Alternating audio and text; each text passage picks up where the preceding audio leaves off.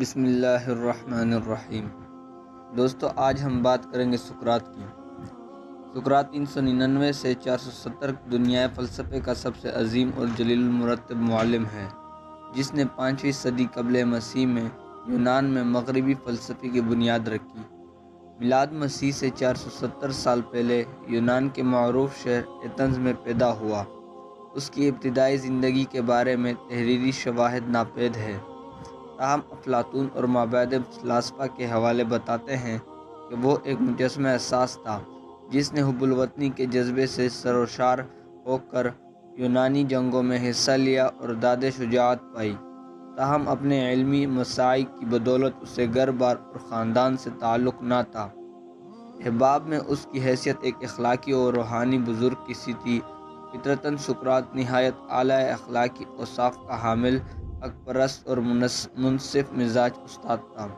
اپنی اسی حق پرستانہ فطرت اور مسلسل غور و فکر کے باعث آخر عمر میں اس نے دیوتاؤں کی حقیقی وجود سے انکار کر دیا، جس کی پاداش میں جمہوریہ ایتھنز کی عدالت نے 399 قبل مسیح میں اسے موت کی سزا سنائی اور سقراط نے حق کی خاطر زہر کا پیالہ پی لیا۔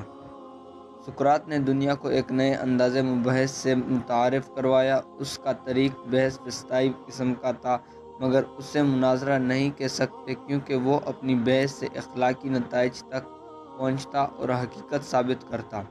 وہ پے در پہ سوال کرتا اور پھر دوسروں پر ان کے دلائل کے تضادات عیاں کرتا۔ یوں مسائل کی تہہ تک پہنچ کر منطقی و مدلل جواب سامنے لاتا، مثلاً سچائی کیا ہے، عدل کیا ہے، انصاف کیا ہے، وغیرہ۔ یہ زمانے میں سقراط کی کوئی تصنیف موجود نہیں، تاہم اس کے شاگرد رشید افلاطون نے اس کے نظریات کو قلم بند کیا اور اپنی ہر دوسری تحریر میں اس کے حوالے دیے۔ اس کی نظریات کا خلاصہ کچھ یوں ہے: روح حقیقی مجرد ہے اور جسم سے جدا ہے۔ جسم کی موت روح کا خاتمہ نہیں، بلکہ اس کی آزادی کی ایک راہ ہے، لہٰذا موت سے ڈرنا حماقت ہے۔ جہالت کا مقابلہ کرنا چاہیے اور انفرادی مفاد کو اجتماعی مفاد کے پس منظر میں دیکھنا چاہیے۔ انسان کو انصاف و ظلم اور سچ و جھوٹ میں ہمیشہ تمیز روا رکھنی چاہیے۔ جاننا دو قسم کا ہوتا ہے، ایک رائے اور دوسرا علم۔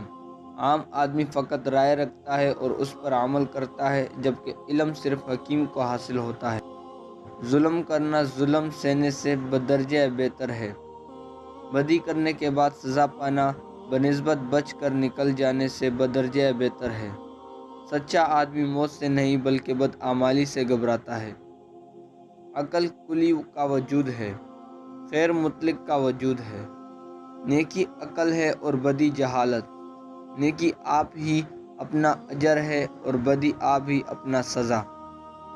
انشاءاللہ اگلی ویڈیو میں ملتے ہیں۔ اللہ حافظ۔